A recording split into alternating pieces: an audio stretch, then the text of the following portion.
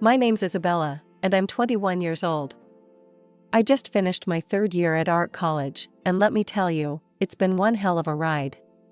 But before I get into all that, you need to know where I come from. I grew up in a house where I never felt at home. My parents, Tom and Sarah, always made it clear that my older sister, Emily, was their golden child. She's 4 years older than me and has always been a thorn in my side. From the day I was born, Emily seemed to hate me. She'd tease me, break my toys, and make my life miserable. And my parents? They'd just laugh it off, saying, "Oh, that's just how sisters are." But it wasn't normal. I remember when I was 14, I had this huge crush on a boy at school. His name was Jake, and I thought he was the cutest thing ever. I'd spend hours drawing portraits of him in secret, hiding them under my mattress where I thought no one would find them. But Emily found them. And you know what she did? She pinned them up on the school bulletin board for everyone to see. I still remember walking into school that day. The laughter, the pointing, the whispers. It felt like the whole world was crashing down around me. And Jake? He came up to me, all awkward and stuttering. Isabella. I saw the drawings. Look, you're nice and all, but I don't like you that way. I ran home crying that day. My parents were in the kitchen when I burst through the door, tears streaming down my face. Mom, Dad, Emily humiliated me at school. She found my private drawings in. But before I could finish, Emily waltzed in, a smug grin on her face. "Oh, come on, Izzy," she said, using the nickname I hated. "It was just a bit of fun. Not my fault you can't take a joke." And you know what my parents did? They laughed. They actually laughed.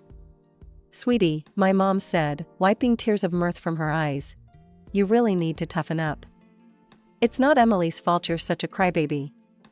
That's why, when I got accepted into art college, I was over the moon.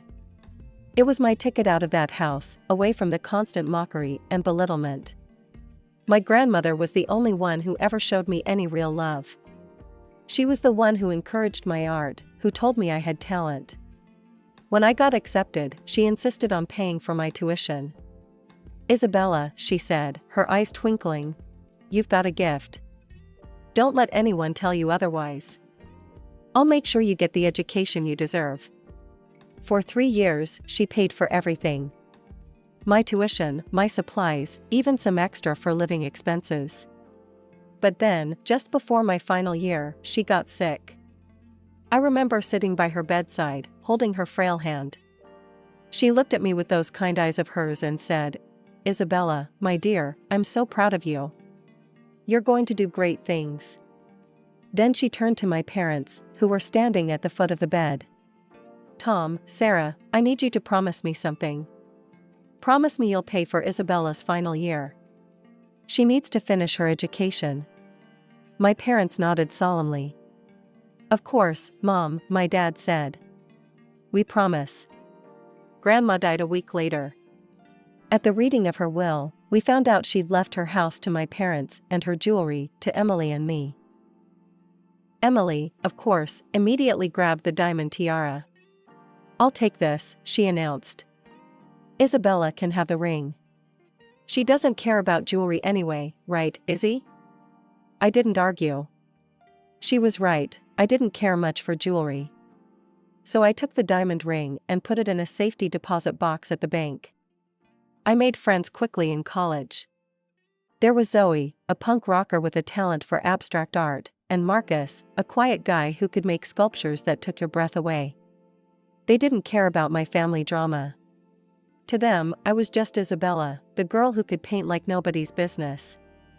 "Hey, Bella," Zoe said one day, using the nickname I actually liked. "There's a tattoo parlor downtown looking for someone to draw designs. You should apply." I was hesitant at first. My parents would flip if they knew I was working in a tattoo parlor. But then I thought, why should I care what they think? So I applied, and to my surprise, I got the job. The owner, a burly guy named Mike with more ink than skin, took one look at my portfolio and said, "You're hired, kid." For the first time in my life, I was earning my own money. It wasn't much, but it was mine. I didn't tell my parents or Emily about it. I could already hear Emily's mocking voice. "Oh, little Izzy's drawing pictures for thugs now? How cute." College life suited me. I threw myself into my studies, determined to make my grandmother proud. My professors praised my work, and I even won a few small competitions. But more importantly, I was happy. The years flew by, and before I knew it, I was finishing up my third year. As the summer break approached, a familiar dread settled in my stomach. I had to go home. I opened the door and stepped into chaos. The living room was full of people, all bustling about with excitement. In the center of it all stood Emily, beaming as she held up a white dress. My mother noticed me first. "Oh, Isabella," she said, her smile faltering slightly. "You're home. We weren't expecting you so soon." I stood there, stunned. "Emily's getting married? When did this happen?" Emily turned to me, her smile turning into a smirk. "Oh, didn't anyone tell you? I guess we've all been so busy with the preparations, it must have slipped our minds." I felt like I'd been punched in the gut. My own sister was getting married, and no one had even bothered to tell me. "Who's the lucky guy?" I managed to ask, trying to keep my voice steady. "This is Richard," Emily said, pulling forward a tall, handsome man I hadn't noticed before. "Isn't he dreamy?" Richard gave me a polite smile and extended his hand. "Nice to meet you, Isabella. I've heard so much about you." I shook his hand, wondering what exactly he'd heard. Knowing Emily, probably nothing good. The next morning, I woke up to the sound of excited chatter downstairs. Emily was holding court at the breakfast table, surrounded by our parents and a couple of her bridesmaids. As I listened to their conversation, I learned that Emily had broken up with her previous boyfriend at our parents' insistence. Apparently, he'd been mixed up with some dangerous crowd.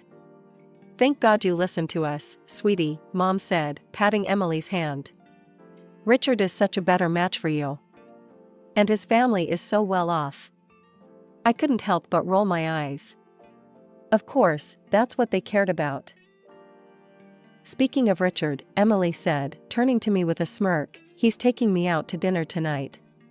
Not that you'd know anything about that, right, Izzy? Still haven't found a boyfriend?" They all laughed, and I gripped my coffee mug tighter, willing myself not to cry. Some things never change. As the days passed, I tried to stay out of everyone's way. I spent most of my time in my room, sketching and counting down the days until I could leave. But one evening, I couldn't avoid the family dinner. We were all seated around the table when Emily dropped her bombshell. "I've decided to wear Grandma's tiara for the wedding," she announced. "It'll look perfect with my dress." "Oh, that's a wonderful idea," Mom exclaimed. Emily wasn't done. "But you know what would make it even better? If I had a matching piece to go with it. Like, oh, I don't know, a ring?" I froze, my fork halfway to my mouth. I knew exactly where this was going. Mom's eyes lit up. "Oh, that's right.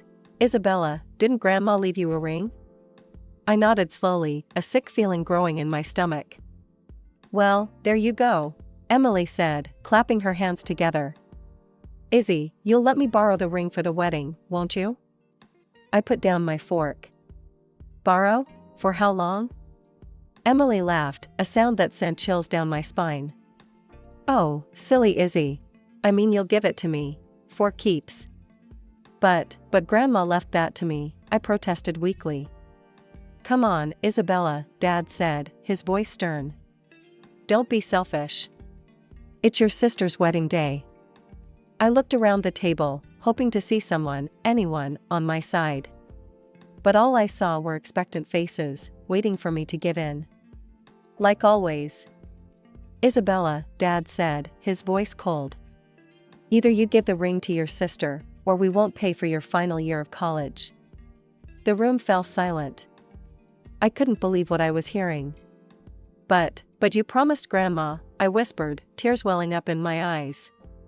Emily let out a harsh laugh. Oh, please. No one cares about promises made to some half-witted old woman. I stood up so fast, my chair fell over. How dare you talk about Grandma like that? I shouted. That's enough, Dad roared. Isabella, you have a choice to make. The ring or your education. Decide. I looked at their faces, Dad's anger, Mom's disappointment, Emily's smug satisfaction. In that moment, I knew I had lost. Again. With shaking hands, I took off the necklace where I kept the key to my safety deposit box. I handed it to Emily. The morning after the ring incident, I cornered Emily in the kitchen. When exactly is your wedding? I asked, trying to keep my voice steady. Emily looked up from her coffee, a sly smile playing on her lips. It's on the 29th. Why, planning to ruin it? I ignored her jab. 2 weeks. I had 2 weeks to get away from this toxic environment. No, I replied coolly. I'm going to visit a friend from college. I'll be back in time for the wedding. I packed my bags and left that afternoon, heading to my friend Zoe's place in the next city over. For the first time in days, I felt like I could breathe. Zoe and I spent the week exploring art galleries, hitting up local cafes, and just enjoying each other's company. It was exactly what I needed. But my moment of peace was shattered exactly 1 week later. I was scrolling through my social media feed when I saw it, photos of Emily's wedding. My sister, resplendent in white, the diamond tiara glittering on her head, and my ring sparkling on her finger. The caption read, "Just married. Off to the Maldives with my hunky husband." I felt like I'd been punched in the gut. With shaking hands, I dialed Mom's number. Why didn't you invite me to the wedding? Emily told me the wrong date. There was a long pause. Then Dad's voice came on the line. Isabella, your sister, she didn't want you there. She said you'd ruin her perfect day. We thought it was best not to tell you. I felt like I was going to be sick. How could you do this to me? I'm your daughter too. Don't be dramatic, Mom chimed in. It's not like you really wanted to be there anyway, right? I hung up, my whole body shaking with anger and hurt. A few days later, I returned home, only to find Emily had also returned from her honeymoon. I walked into the living room to find her, Mom, and Dad huddled together, looking at apartment listings. I cleared my throat, and they all looked up. Don't forget about my tuition, I said, my voice small. You promised to pay for my last year if I gave Emily the ring. Dad shifted uncomfortably. Actually, Isabella, we've decided to use that money as a down payment on Emily's apartment instead. I felt like the floor had dropped out from under me. But you promised. You swore to Grandma. Plans change, Mom said dismissively. Emily needs it more. I'm sure you can figure something out. Emily was still laughing, a cruel, mocking sound that made my blood boil. Before I knew what I was doing, I lunged at her, grabbing a fistful of her hair. Emily screeched, and suddenly everyone was shouting. Dad yanked me away, his face red with anger. That's enough, he roared. Isabella, get out of this house right now. I ran to my room, threw some clothes in a bag, and stormed out, slamming the front door behind me. As I walked away from the house, my heart pounding and my cheeks wet with tears, I realized something. I found myself back at Zoe's place, feeling lost and broken. For days, I barely left her guest room, alternating between crying and staring blankly at the walls. Zoe tried her best to comfort me, but I was inconsolable. A week passed in this haze of despair. Then, one morning, as I listlessly checked my emails, I saw a message that made my heart stop. Congratulations! You are the winner of the annual art school competition. Your prize includes a full scholarship for your final year of studies. I read the email 3 times, not believing my eyes. Then I let out a scream that brought Zoe running. I thrust my phone at her, happy tears streaming down my face. I won a scholarship. I can finish school. Zoe's eyes widened as she read the email, then she pulled me into a bone-crushing hug. "Oh my God, Bella. This is amazing." For the first time in weeks, I felt a glimmer of hope. I could finish my degree without my parents' help. I could make my own way. When the new semester started, I threw myself into my studies with renewed vigor. Between my classes and my part-time job at the tattoo parlor, I barely had time to think about my family drama. Months passed, and I slowly started to heal. One day, I was hanging out with my classmate, Jake, who worked part-time at a local pawn shop. We were chatting about our day when he mentioned something that caught my attention. "You won't believe what happened during my shift today," he said. "This girl came in with the most beautiful diamond necklace and ring I've ever seen. Must have been worth a fortune." My heart skipped a beat. "What did she look like?" I asked, trying to keep my voice casual. Jake described a woman who sounded exactly like Emily.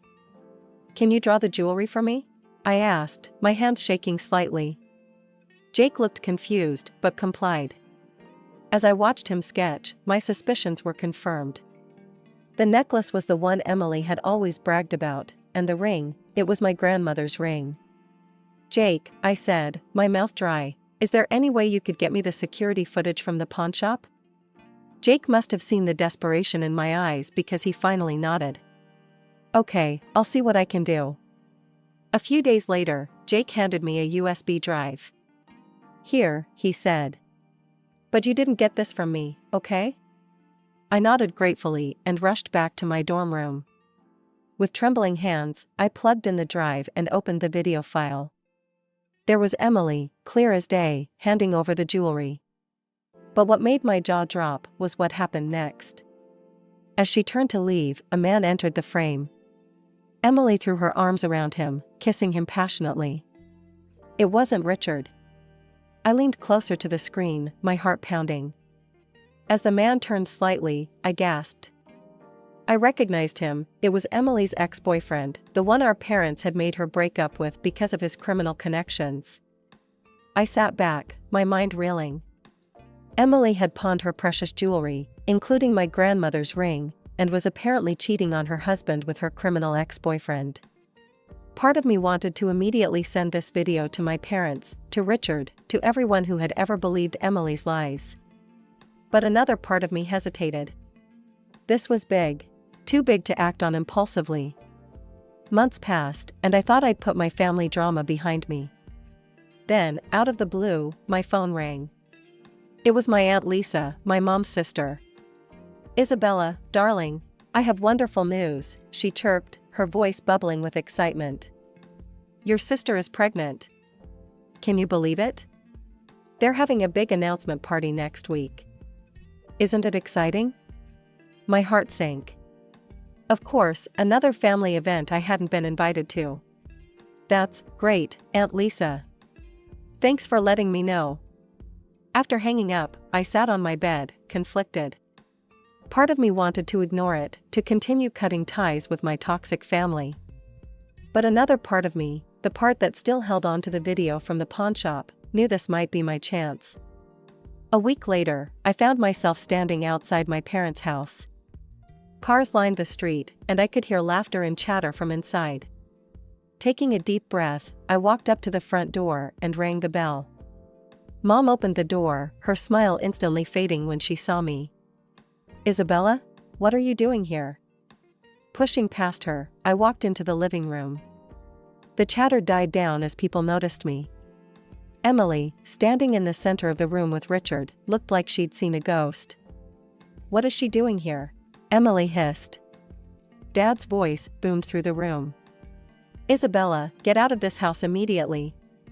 You're not welcome here." Confused murmurs rippled through the guests. I saw Richard's parents exchange worried glances. Mom, always one for saving face, plastered on a fake smile. "I'm so sorry, everyone. We've had to distance ourselves from Isabella. She's become quite greedy and unworthy of our family name." The room erupted into arguments. Some relatives defended me, while others sided with my parents. I raised my voice. "I have something to say. Gradually, the room quieted down. All eyes were on me. I turned to Emily. "Congratulations on your pregnancy, sis. But I have to ask, why aren't you wearing Grandma's tiara and ring?" Emily's face went pale. Her mother-in-law spoke up, "Now that you mention it, I haven't seen that beautiful ring in a while." "Emily, dear, where is it?" Emily stuttered, I sent them for restoration. They needed cleaning." I nodded slowly, pulling out my phone. "That's interesting. Because I have a video here that tells a different story." The color drained from Emily's face as I connected my phone to the TV. The security footage from the pawnshop began to play. There was Emily, clear as day, pawning the jewelry. And then, the moment that made everyone in the room gasp, Emily, throwing herself into the arms of a man who was definitely not Richard, kissing him passionately. The moment the video ended, chaos erupted in the living room. Richard's face contorted with rage and pain as he turned to Emily. "Emily, what is this? Who is that man?" he shouted, his voice cracking. Emily burst into tears, mascara streaming down her face. I can explain." Richard's mother stepped forward, her voice ice cold. "I think we all deserve an explanation, Emily." Richard's father, a stern-looking man, spoke up. "I think we need a paternity test." Immediately. As accusations flew and tempers flared, I quietly slipped out of the house. I had done what I came to do. The truth was out, and for the first time in years, I felt a weight lift off my shoulders. Over the next few weeks, the full extent of Emily's deception came to light. Through the family grapevine, I learned that she had been secretly meeting her ex-boyfriend, the one with criminal connections, behind Richard's back. She had been spending Richard's money on him and even pawned her jewelry to pay off his debts. The paternity test results were the final nail in the coffin. The baby wasn't Richard's, it was her ex-boyfriend's. Richard, understandably devastated, filed for divorce. He sued Emily for a substantial sum, citing emotional damages and financial fraud. Her ex-boyfriend, upon learning of the pregnancy, vanished without a trace, leaving Emily to face the consequences alone. My parents, who had always put Emily on a pedestal, were forced to face the harsh reality of her actions. They had to take out a significant loan to help Emily pay the compensation Richard demanded. Their golden child had fallen from grace, and they were left to pick up the pieces. In a twisted turn of events, they tried to blame me for everything. Mom left a voicemail on my phone, her voice bitter and accusing. "Are you happy now, Isabella? You've ruined your sister's life. I hope you're proud of yourself." I deleted the message without responding. Their words no longer had the power to hurt me. As for me, I returned to college, threw myself into my studies, and focused on building the life I wanted. I cut off all communication with my family, changing my phone number and email address. The toxic cycle was finally broken. It's been 2 years since that fateful day when I exposed Emily's lies. I graduated from art college with honors, my final project earning praise from both professors and local art critics. Now, at 23, I'm working at the Harmony Art Gallery in the city. It's a dream come true, surrounded by beautiful artwork every day, helping to curate exhibitions, and even organizing events for up-and-coming artists. But that's not all. I've been painting in my free time, and to my surprise and delight, my work has caught the eye of several collectors. I haven't forgotten my roots, though. I still create tattoo sketches in my spare time. It's become a cherished hobby, a link to the past that reminds me of how far I've come. Some of my designs have even been featured in tattoo magazines, which never fails to make me smile. As for my family, well, that's a complicated story. I've maintained relationships with a few aunts and cousins who stood by me during the fallout. They keep me updated on the family drama, though I try not to let it affect me anymore. From what I hear, Emily is still living with our parents. She's unemployed, struggling to raise her child alone. Mom and Dad, facing financial troubles of their own, are constantly pressuring her to find a job and move out.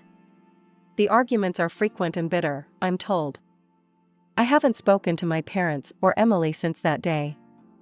They tried reaching out a few times in the beginning, guilt-tripping messages, angry voicemails, but I stood firm in my decision to cut ties. Eventually, they stopped trying. On a brighter note, I've been dating a wonderful guy named Alex for the past year. He's a graphic designer I met at a gallery event. He's kind, supportive, and best of all, he understands my passion for art. We're talking about moving in together soon, another step towards building the life I want.